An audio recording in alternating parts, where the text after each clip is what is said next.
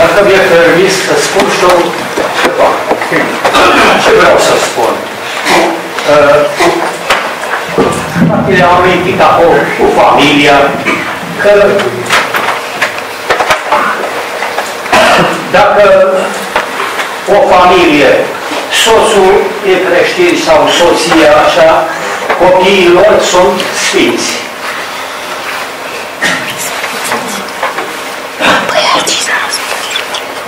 Așa e că cei doi e una. Copiii lor sunt sfinți.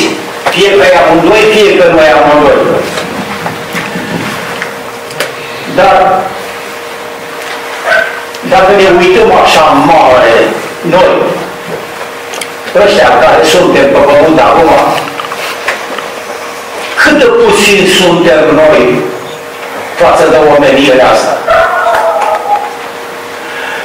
Marele evanghelist Spurgeon spunea în scrierile sale că Dumnezeu nu se va lăsa mai jos ca să aibă un număr mai mic ca Satana. Și dacă ne uităm noi, dacă îi numărăm așa, să fie câțiva % credincioși, ăștia majorii. Dar întrebarea e, a amintit fratele acolo, că Dumnezeu nu ține seamă de vremurile de neștiință. O întrebare. Toate familiile sunt credincioși, unul da și unul nu, ca să fie copiii sfinți? Nu e.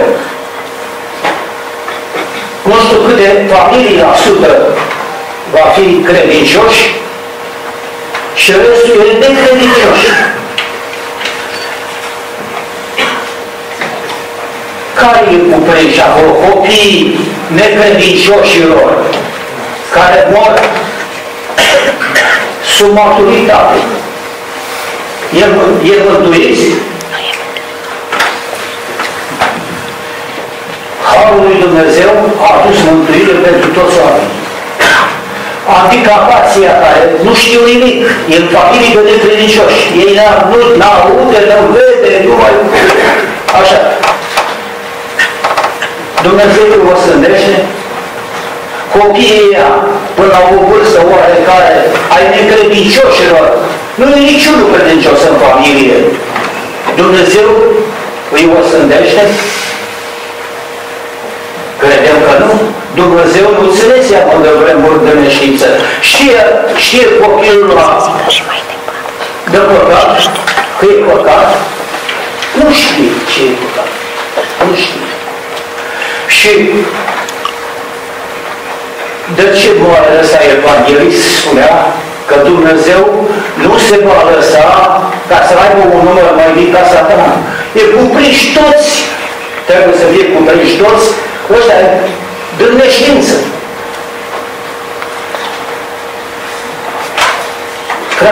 Frații care are mai cuvânt așa și au gândit la lucrul ăsta, să dea așa cu privire la copiii ăștia ai necredincioșilor, că e unul credincios, e sfințit copiii.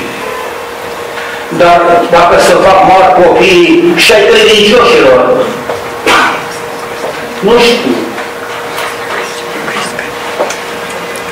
O explicație